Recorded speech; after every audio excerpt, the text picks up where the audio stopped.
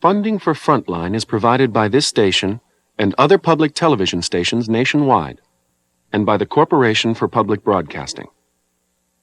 Tonight on Frontline, Israel. 20 years ago, the Six-Day War was supposed to guarantee freedom for the Jews. What has happened to that promise? On the seventh day of the Six-Day War, we became a different country. The founding fathers of Zionism dreamed of a Jewish state on Jewish land. But today, Israel is a country divided by politics, religion, and the Arabs, who still live on soil many Jews consider theirs alone. I see no place for the Arabs in this country. Tonight, Israel, the price of victory.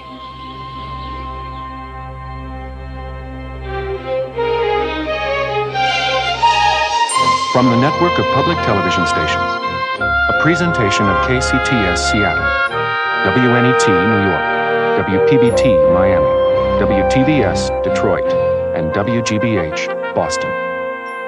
This is Frontline with Judy Woodruff.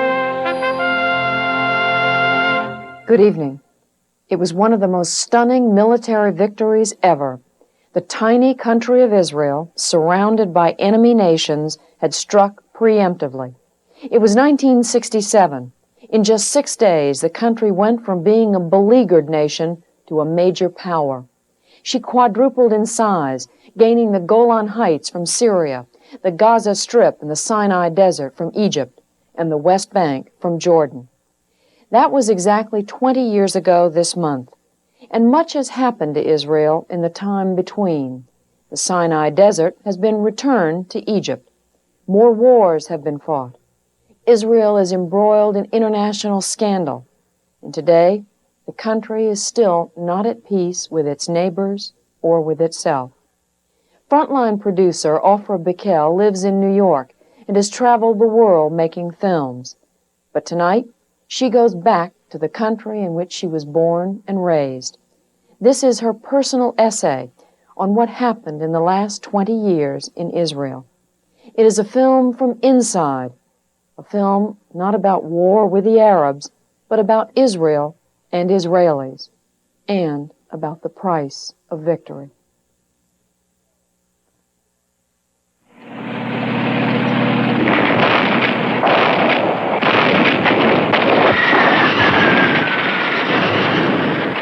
On the first day of the war, the Israelis demolished 70% of the enemy's aircraft.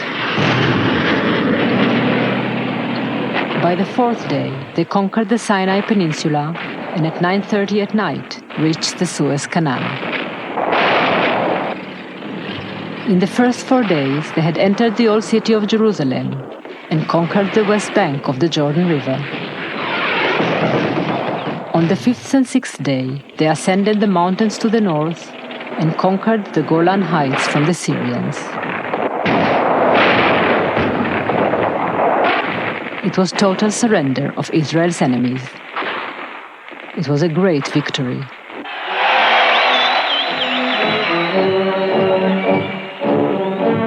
It was the end of what was called the Six-Day War, which broke out between Israel and the Arabs on June the 5th, 1967.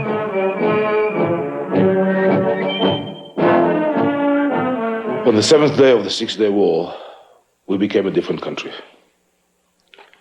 Nothing was ever the same again. The border changed. Society changed. Perceptions changed. Perception of ourselves changed. And at first, it was intoxicating. Only later, much later, we understood what price we paid for that victory. Looking back, it was everything everyone had dreamed of. The state of Israel, young, only 19 years old, was delivered from mortal danger. Its people were now free to live and go about the business of building their country.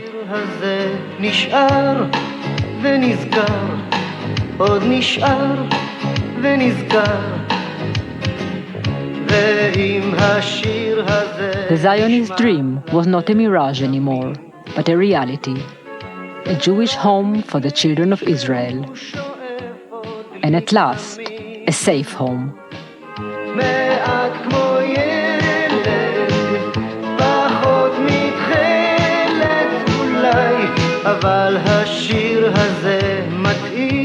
A sanctuary from the storms and vicissitudes that visited the Jewish people for generations.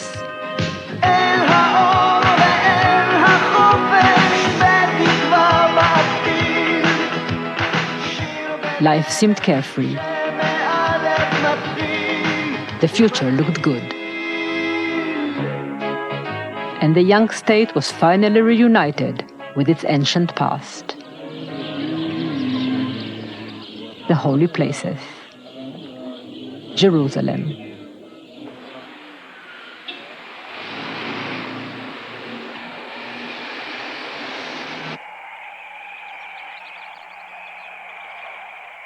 And then there were the territories. Most importantly, 2,000 square miles of the west bank of the Jordan River, conquered from King Hussein.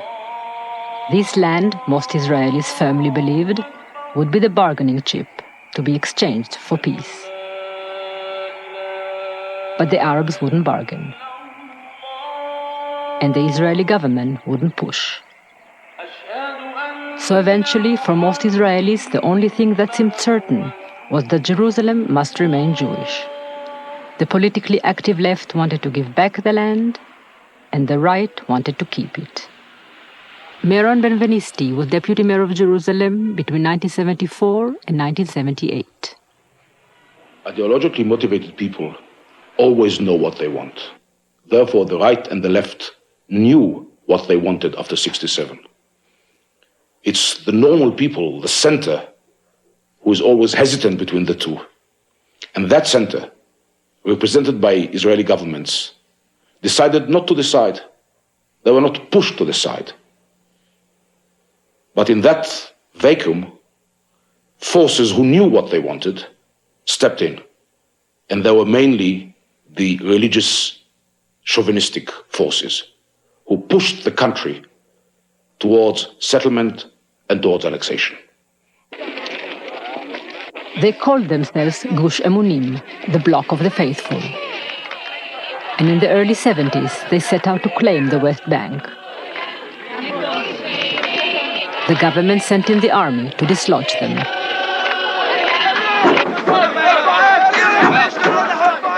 Scenes like this were repeated time and time again, as neither side would give up.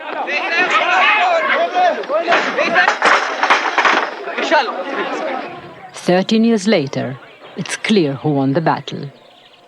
The settlement of Ofra was established in 1976. We met Aharon Halamish there, one of its founders.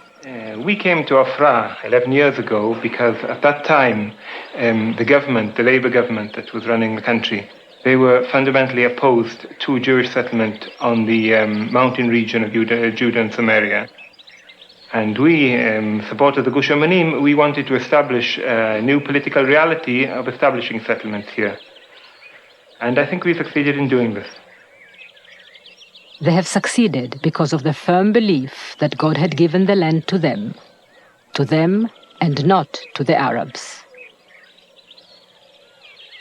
I think the Arabs had a role, which they fulfilled up till now, of being a sort of passive custodian of the country at the time when the majority of the Jews were no longer living here.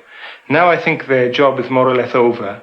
And if they were to understand what their real role is, I think they would of their own volition leave the country because they would realize that this is the country of the Jews. It's never been a question in my mind if it was our land, Jewish land, or Arab land. It was always clear to me that this was part of the historic homeland of the Jewish people. I think if I had had a problem like that, I wouldn't have been rushing out here so quickly. In the minds of those who came here, there were no two ways about it. It seems very improbable, illogical that God, having gone to so much trouble to return his people to their country after 2,000 years, would decide that they're going to now share it with some other people who've come here during this time. The way I see it, this is the Jewish people's country, and this is the land for the Jewish people only. I see no place for the Arabs in this country. But the Arabs were there in the territories, over 1 million of them. officially citizens of Jordan, but controlled and ruled by Israel. A hostile community, resentful not only of their occupation, but of the threat to their land.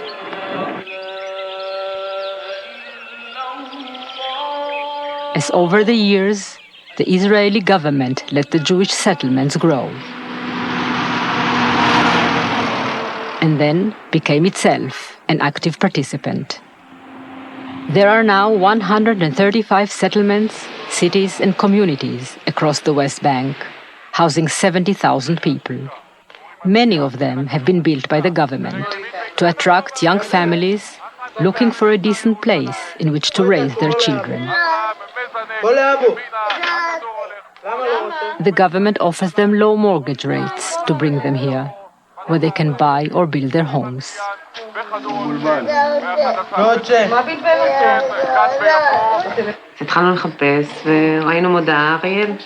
We saw an ad in the paper saying Ariel, so we decided to go and look. And we came here. We liked what we saw, the terms were good, and so we bought it. The economic factor was much more important than the political factor. There was no political factor. It was a matter of having no choice. Some of them came in spite of their political beliefs, like Amos. It was foreign to me. It went against my political views. I would have loved to live in Tel Aviv, but we couldn't afford it, so we had to compromise. Did you compromise on your political beliefs? Yes, I compromised on my political beliefs. Because I always wanted a house with a garden, a separate house. And the terms enabled me to achieve this dream. The government offers very good terms here because it wants to settle this area, to make it difficult to return to the Arabs. I'm sure that they are not going to return this place. Even if one believes in peace, and we all want peace, I don't want my kids to fight. But to remove people from their homes in order to make peace, this is beyond me. This is my home. There is no question of returning it. They are all aware, they told us, that living in the West Bank, or Samaria, as it is called in Israel, has caused them to shift politically to the right. Today I would vote for the right wing, the Likud, because I live here, not because I like their politics. I too would vote Likud, but I hope they become more decisive. Otherwise I would have to move more to the right. Today I have doubts whether to vote right or extreme right. I feel the same. If the Likud, the right, will not become more decisive, I will vote extreme right. Gradually, since the end of the Six-Day War, we have been turning towards the right. The center has turned into the right, and the left has turned into the center. You can put it in another. Dr. Meir Pa'il is a historian and a general in the Israeli Army Reserve. We say that the nationalists turned to be gradually chauvinists, and the chauvinists turned into racists. So the existing process in Israel is we proceed towards the right. We are getting more and more nationally fanatics. We are, I think, almost crossed the barrage of racism.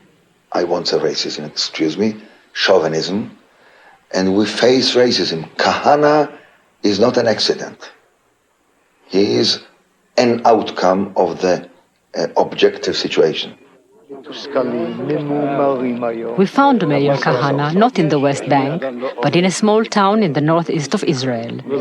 Kahana is a New York-born rabbi who immigrated to Israel in 1972. He was voted into parliament in 1984 on a platform which called for the expulsion of all Arabs from Israeli-controlled territories. His constituents are the angry and the disaffected, wherever they are.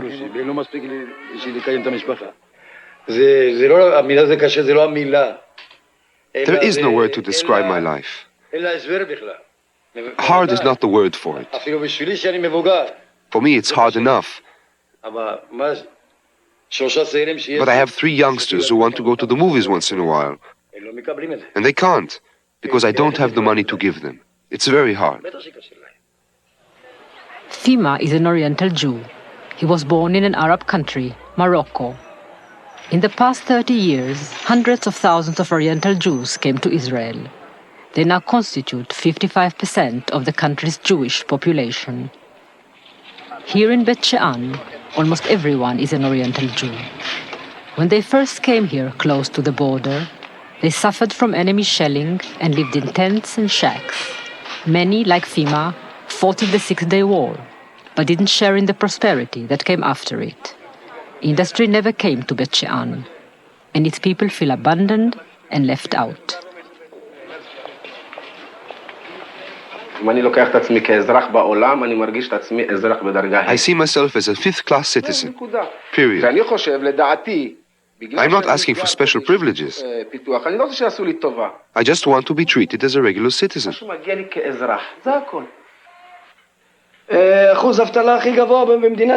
We have the highest unemployment rate in the country. And it's getting worse. They have invested in other places and neglected us. 60% of the people are unemployed and nobody gives a damn. And when there is work, they pay you $180 a month. $130 they pay women. $1.20 an hour. 2 people with experience. 70 families left this town last month. Nobody gives a damn. Let them go. Instead of opening up plants for us, they let the people leave. Bet She'an is simply not on the map. It's a faraway town. Nobody knows its name. I think it would be better if they just gave it away as a present to somebody. Maybe then it would develop. I know I sound bitter. Hananiah's bitterness has deep roots. I feel that the Oriental Jews are being discriminated against. I've always felt that way, since I came to Israel as a child. I've always felt that the Oriental Jews were inferior, especially the Moroccan Jews. The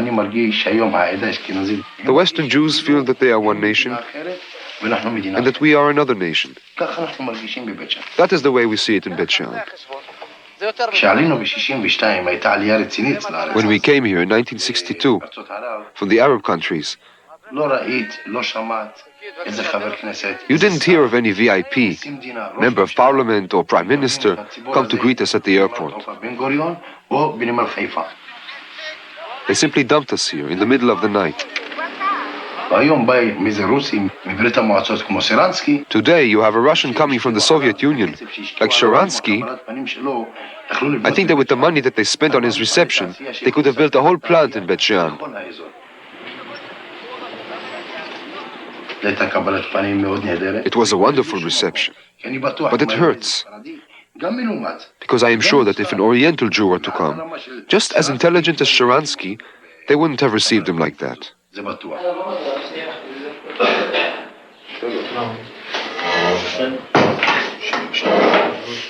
Every Monday and Wednesday, Hananiah checks into the local employment agency. The few jobs that exist are low paid, yet they require a knowledge of English and 12 years of schooling, which Hanania doesn't have.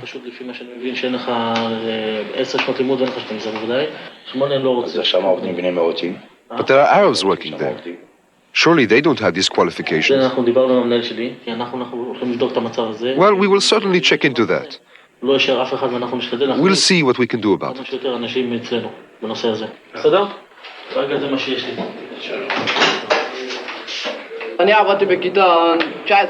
I have worked in a factory for 19 years. Then I was fired and they hired an Arab in my place. I think that all these years that I've been unemployed is because of the Arabs. They conquered this country without a war, because they work and we are unemployed. They don't come to work for the money. They do it in order to break the Jewish people. It's for their flag, for the PLO. It's to these sentiments that Kahana appeals when he addresses his audience. He tells them of other unemployed people he has met, and about the Arabs who had replaced them. פיטרו את שניהם, ובמקומם הביאו ערבים. רבותיי, אלה הם מעשים בכל מקום, בכל עיר. Then he talks about coexistence. דו-קיום. Coexistence? דו-קיום. אין דו-קיום. There is no coexistence. It's either them or us. They have 22 countries. Terrific. Let them coexist there. דו-קיום ביניהם. But this is our country. This is the Jewish country. And that's it. They like it? Fine. And they don't like it? Fine. They get out. Where? Who cares? They can go to Disneyland. Just not here. A good Arab is one that is 20 feet underground. I don't trust the Arabs. If I were allowed to slaughter them, I would slaughter them. So why not give them back the territories, I ask? Let them create their own state and they won't bother you. No, I'm not ready to return these territories. But I think that we should get the Arabs out of these territories. What shall we do with the Arabs? Let them go. They have enough places to go to.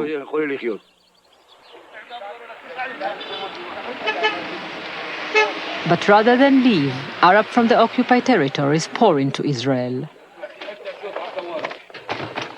More than 100,000 come to work in Israel every day, performing most, if not all, the menial work in the country.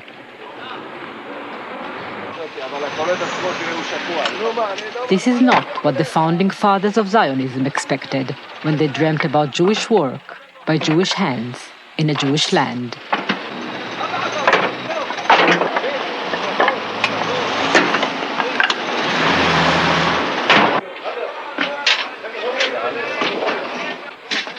At the top of the echelon, there are the Israeli Arabs. Arabs whose families stayed on through 1948 and became Israeli citizens. They speak Hebrew. And here they offer Israelis the one thing which is truly shared between Arabs and Jews: Arab food.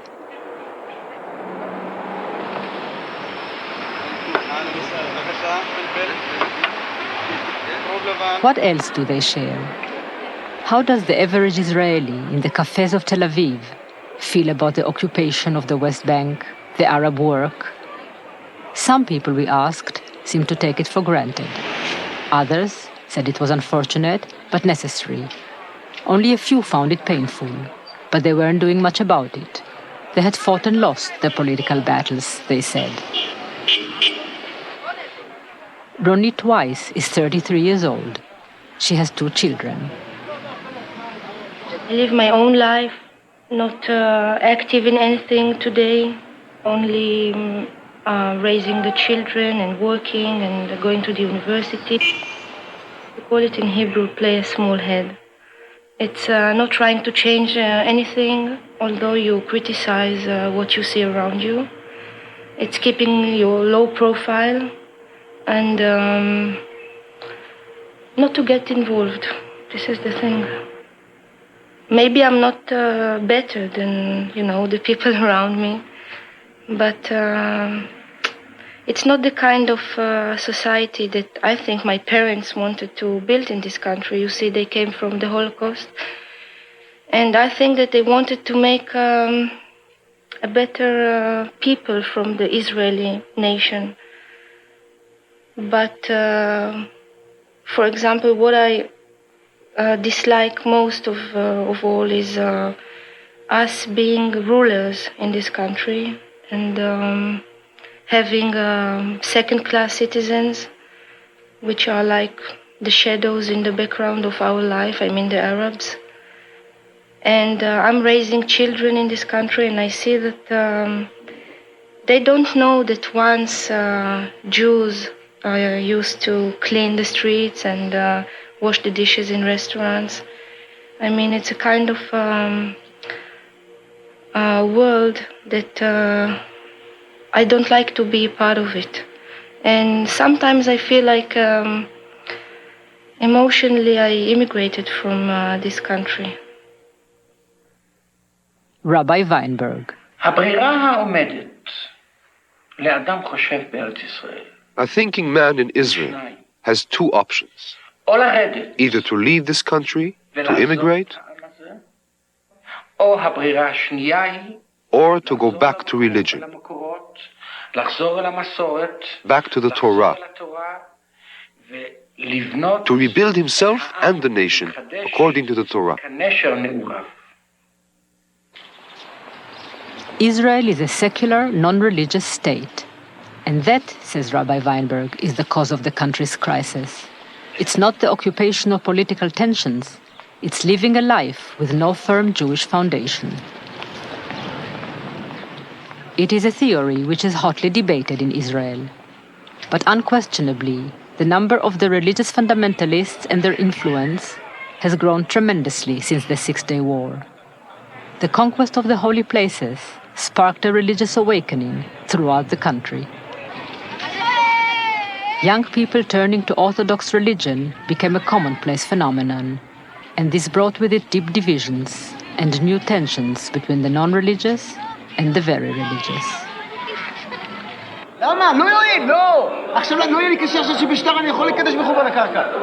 Yeshivot, religious seminaries, abound, with many who had left contemporary society and turned to fundamentalist religion, leading a quasi-monastic life of studying Jewish law, arguing, interpreting, and reinterpreting.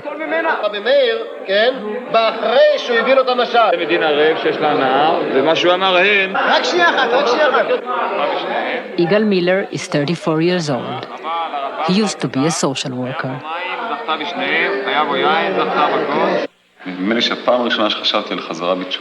I first began to think of turning to religion at the time of the Six-Day War. I was a boy of 14, and all of us in Israel were hypnotized by the victory.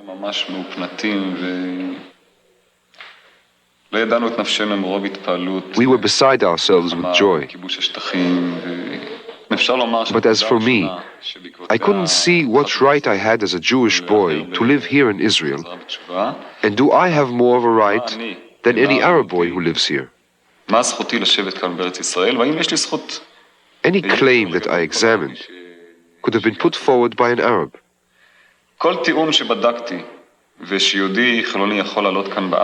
Our forefathers are buried here, so are theirs. Our forefathers fought here, so have theirs.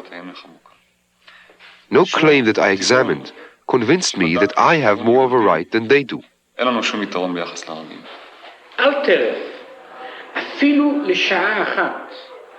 In his anguish, Yigal Miller turned to God. He is not alone. There are hundreds, some say thousands of young people, lawyers and engineers, filmmakers and fighter pilots who have left their work and their homes to look for guidance here, where the word of God is the answer. Now I look at every moment of my life through the eyes of the Jewish law, the halakha. So this too is a problem of Jewish law. Is an Arab allowed to live here? Am I allowed to sell him land? Those are problems, and we have clear verdicts for them throughout our history of 3,500 years. We know exactly what the answers are. It's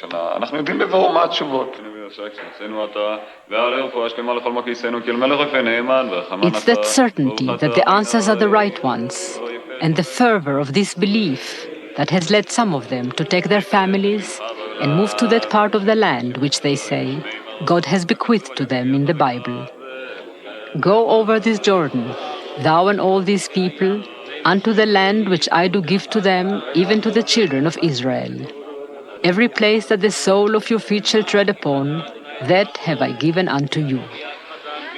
Even if it means settling here, in the heart of a hostile Arab city, Hebron, a city rich with Jewish history and tradition, but now populated only by Arabs. 38 families live here, opening a new front in the battle for this ancient land.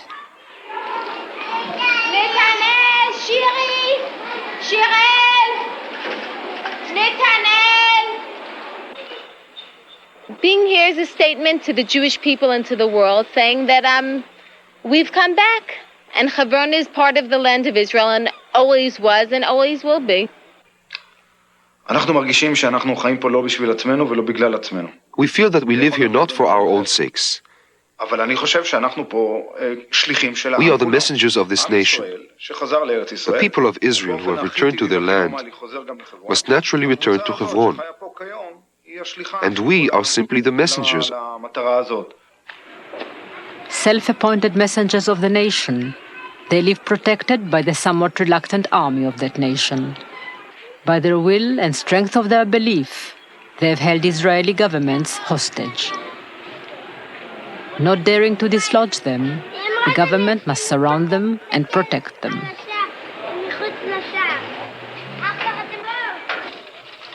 Israeli soldiers constantly patrol the streets and alleys of Arab cities. Almost every Israeli citizen doing his military reserve duty will find himself at one time or another policing hostile Arab streets. For some, it is the only real contact they would ever have with the Arab population. I see a real threat and a real danger and a real impact on the Israeli society out of occupation of the West Bank.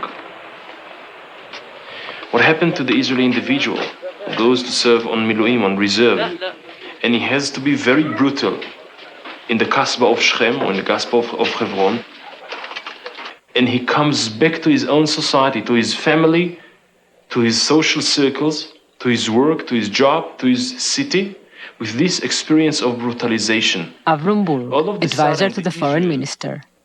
The Israelis are being exposed to an experience which is bad for themselves back home.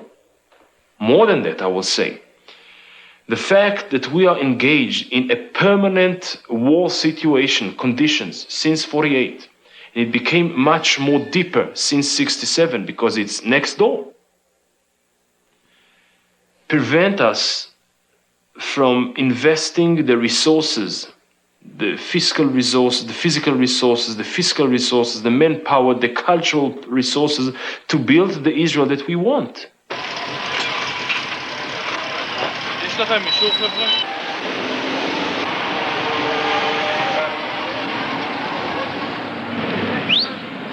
I want to achieve whatever I have to achieve, spiritually, morally, etc.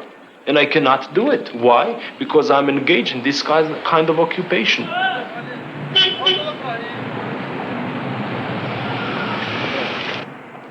And if I have to decide, and you always have to decide, and it's a very difficult decision, if I want to give back part of myself, part of my land, part of my homeland, in order to restore my people, I will do it, as painful as it will be. But to give back what land? When Israeli leaders talk, as they often do, about negotiating a territorial compromise with King Hussein, which means land for peace, how much land is there to give back? The question of territorial compromise which is what to return, is not a problem anymore because they know that what they can offer the king, he will never accept. He said it even in 1970, when there were very few settlements. To say it now, when at the same time governments, even labor governments, say that they will not allow the uprooting of any settlement, means that there is nothing to give back, and therefore the whole notion of territorial compromise is dead. But they need the jargon. They need to say, knowing full well that they'll never get to a point when they'll have to draw maps, because they will always stay on the procedural phase and will not go to substance. Therefore, I don't think that it is important. It's only rhetorics. Everybody respects King Hussein extremely, and we do hope to meet him and talk to him. I myself, I'm ready to go to Amman. I'm sure Israel would like to see if King Hussein would like to come to Jerusalem. Peace will come by talks between the two parties. We are prepared to consider any proposal put forward by the Jordanians. Israel wants peace and not war.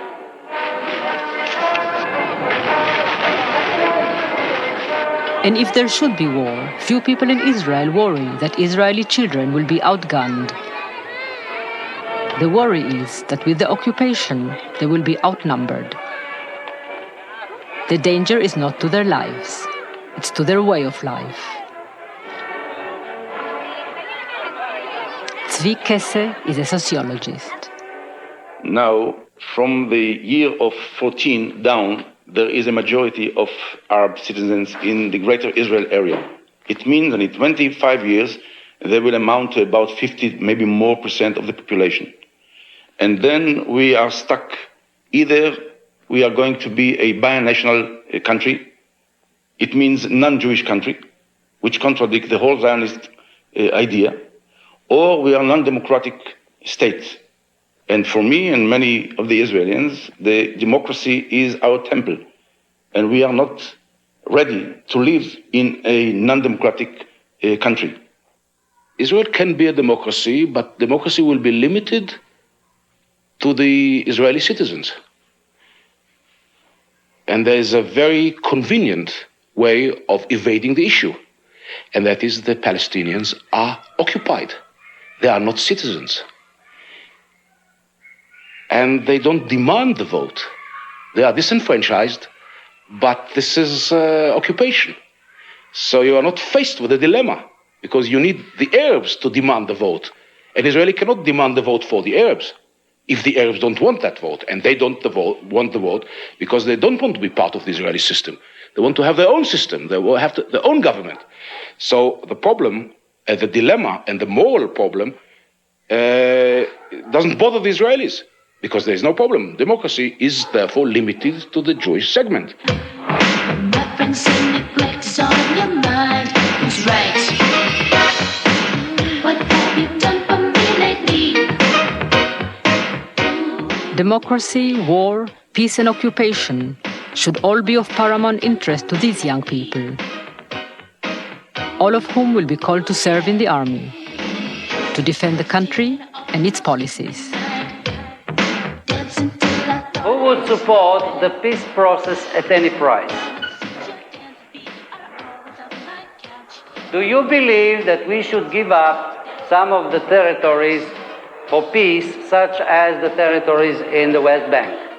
I think we don't have to give back all these territories. I wouldn't give up the territories.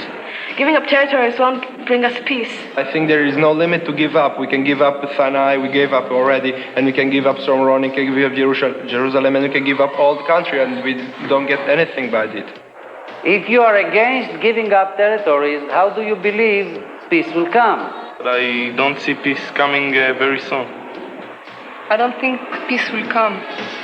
You ought to be thankful for the little things, but little things are all you seem to give. You're always putting off what we could do today.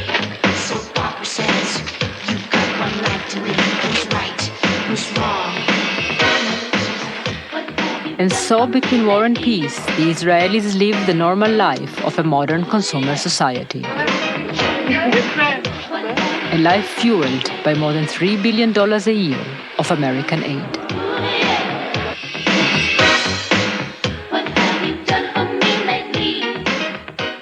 Professor Yeshayahu Leibowitz.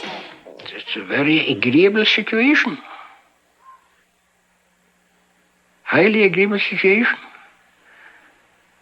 We have a very high standard of living. By the money of the American taxpayers. It's a very comfortable life. What have I done for you, baby? Well, what have you done for me lately? What have I done for you lately? Well, what have you done for me, baby? Professor Leibowitz, scientist and philosopher, is one of the country's most important thinkers. The existence of the Jewish people or 60 or 80 generation Galut was an heroic situation. We never got from the Goyish world a cent. We supported ourselves. We maintained our own institutions. Now we have taken 3 million Jews, gathered them here, and turned them over to be parasites. We are parasites of America, and in some sense, we are even the mercenaries of America.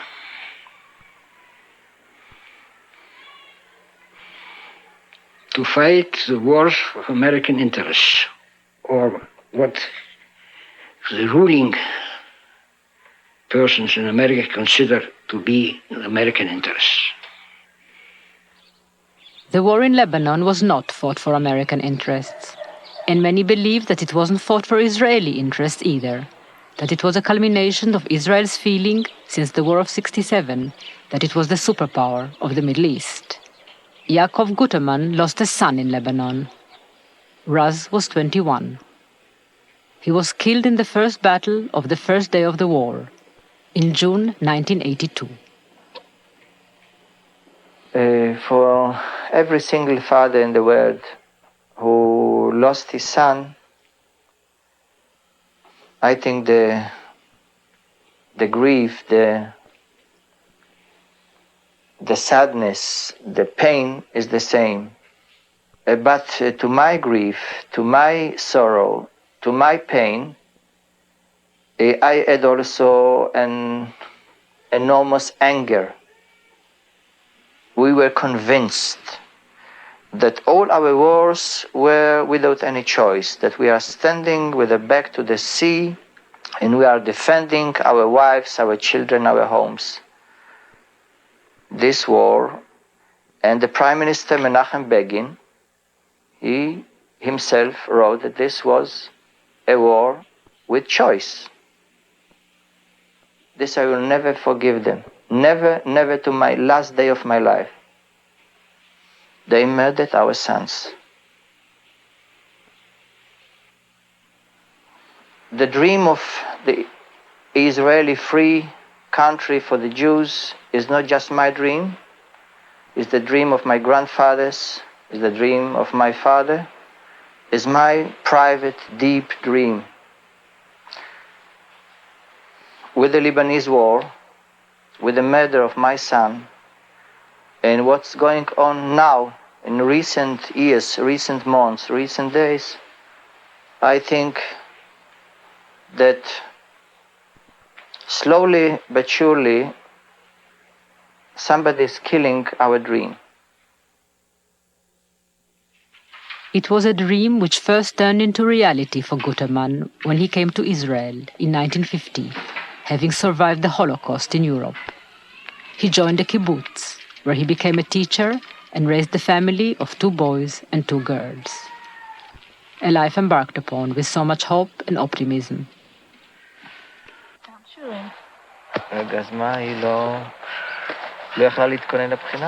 Till the fall of our son, I was a very optimistic person. The optimism is escaping from me piece after piece. And when I see every single new settlement in the new territories and intolerance and the hatred to the Arabs, I'm less and less optimistic. And when he looks at his daughter Michal, who is 12, and Ranit, who is 16, he thinks of his eldest son, who would have been 26. חג סוכות אפוף ריחות, מכל עבר ניחוחות, ריח רב גוונים. I wanted him to live in a country that was as near as possible to my dreams. Nice, free, democratic country, attractive to the Jewish people. Young people will come from all over the world to live here, to work together with us, to enjoy the life, to go to the sea.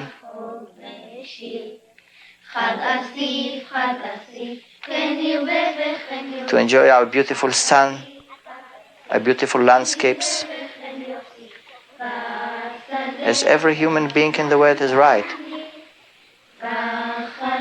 What's going now with the cycles of war every 7, every 8, every 10 years? Young Jews are not coming to Israel, they are escaping from Israel. This is the beginning of our end.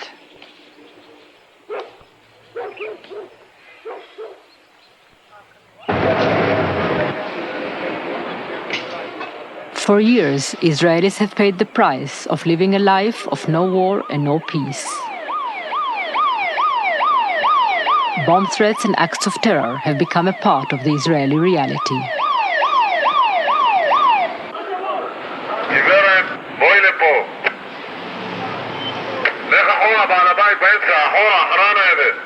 רבותיי, אני עוד פעם חוזר, לכו בבקשה אחרי הניידת כל האנשים שנמצאים מול הרציפים. בבקשה דיסקו, צאו בבקשה מהחנות. עדיין החוקה טובה, זה החוקה, אל תקרא. There has always been Arab terror in the Israeli street. But then, something new happened. Terror was taken into the Arab street.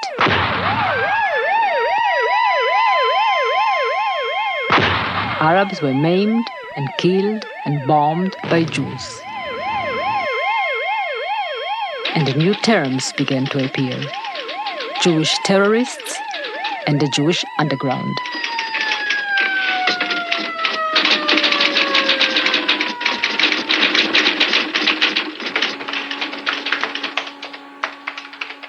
Hagai Segal was part of the Jewish underground. He planted a bomb in the car of the Arab mayor of Ramallah, who lost his leg in the explosion. Segal was sentenced to 3 years in jail. He got out after 2, in May 1986. As I said in the trial, I am at peace with what I've done. A few of our friends said they were sorry. I was not one of them. I feel that the people who we hurt deserved what they got. It was in 1980. The security situation on the roads here was at its worst. Every one of our trips was accompanied by stones thrown at us and hand grenades. And it ended with the murder of 6 men in Hebron. That's when I decided that something had to be done.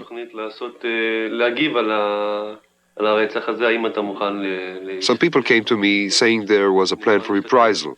Will I join? I said yes.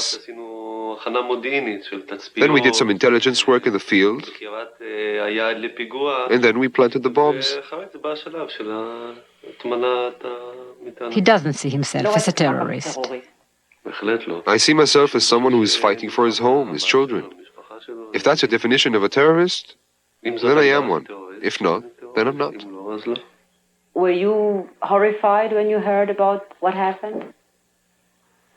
If you mean by horrified that suddenly my son is in prison, maybe that fact horrified me, but the reason for it, not at all. I thought that was the natural conclusion of the education that he's received since he was born, one can say. Namely that we've always understood that this country belongs entirely to us. And if we can't get it in peaceful ways, we have to get it in other ways. Were you proud of him? I was proud of him, definitely. And there wasn't one single second from the time I heard until this minute that I wasn't proud of him. This mother is not proud. I have a son who is 19. He was in the army, and he's been in jail for the last year and a half for taking part in the murder of an Arab cab driver.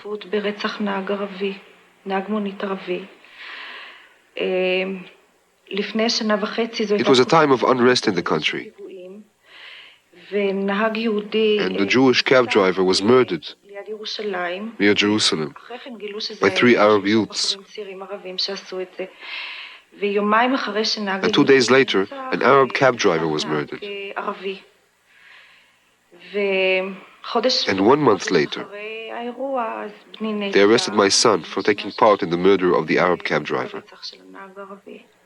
Zehava Fuchs is a nurse. Her husband is a chemist. Nothing in her politics, her background, or the way she brought up her children prepared her for what had happened. It was a terrible surprise for us. We never expected anything like that. We are a home with non-extremist political views. And we never had any discussions at home which could give us a hint that any of our children may have an extremist point of view. But now she finds herself sitting with the members of the so-called underground, next to Hagai Segal, in a demonstration calling for the pardon of the 6 underground members who are still in jail. She doesn't share their beliefs, nor does she condone their acts, yet she has thrown her lot in with theirs, believing that they will succeed in their fight to free their people, while she will not, that they have the political lobby and the sympathy of the public. When the underground members were caught, everyone said they were good people. The media described them as patriots. Even those who were against what they've done said maybe it's the wrong thing to do, but the motives were good. She believes that this had influenced her son, who, like other youngsters, regarded the underground as a role model. It is the underground's violent actions and the public's ambivalence towards them for which she feels she is now paying the price. There is a very heavy price that we pay for no war, no peace. Because you don't know what norms to apply to the situation. At war, you kill an enemy and you get a citation. Humanistic values are suspended. It is an environment that is devoid of humanistic values. At peace, you kill a person, you go to jail, you are hanged. But when you are in a situation that is neither war nor peace, then, and you have no guidance, then you don't know what norm to apply to that situation. When I say, for instance, the situation is irreversible, what I'm really saying is, my friends, there is a price. You cannot think that all the time you can make mistakes and nothing is going to happen to you. Evil sticks to the hands. I feel like a Greek tragedy. This is not how we've brought up our children. This is not what we had in mind for them. But suddenly we find ourselves in a situation which has nothing to do with our beliefs. And as I heard her talk about her son, anguished over the past and wondering about the future, I thought of all the Israelis who are also anguished and wondering. This is not what they had in mind or what they planned. This is not the road they had set out to walk 20 years ago. Then there was so much hope and expectations. of building a great future for their children in a country which was safe, independent, and just.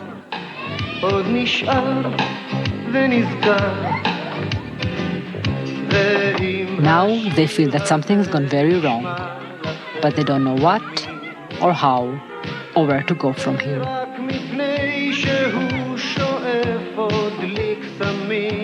So they just keep going on and on.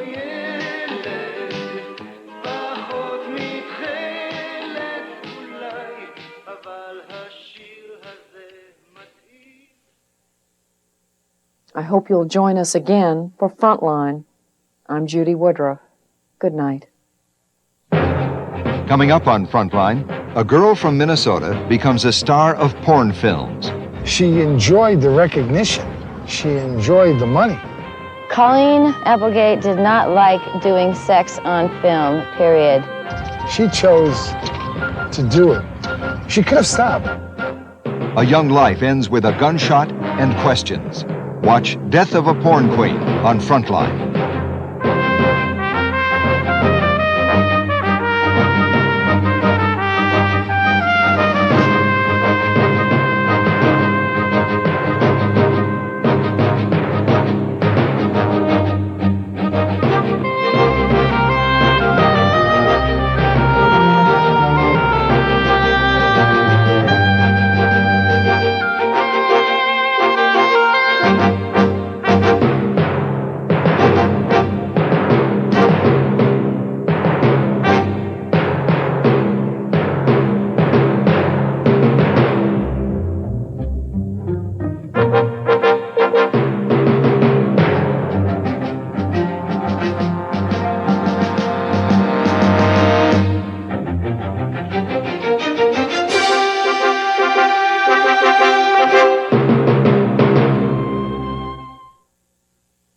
For a transcript of this program, please send $4 to Frontline, Box 322, Boston, Massachusetts, 02134. Frontline is produced for the Documentary Consortium by WGBH, Boston, which is solely responsible for its content. Funding for Frontline was provided by this station and other public television stations nationwide, and by the Corporation for Public Broadcasting. Schools, colleges, and other organizations interested in purchasing or renting video cassettes of this program may call 800-424-7963 or write PBS Video, Post Office Box 8092, Washington, D.C. 20024.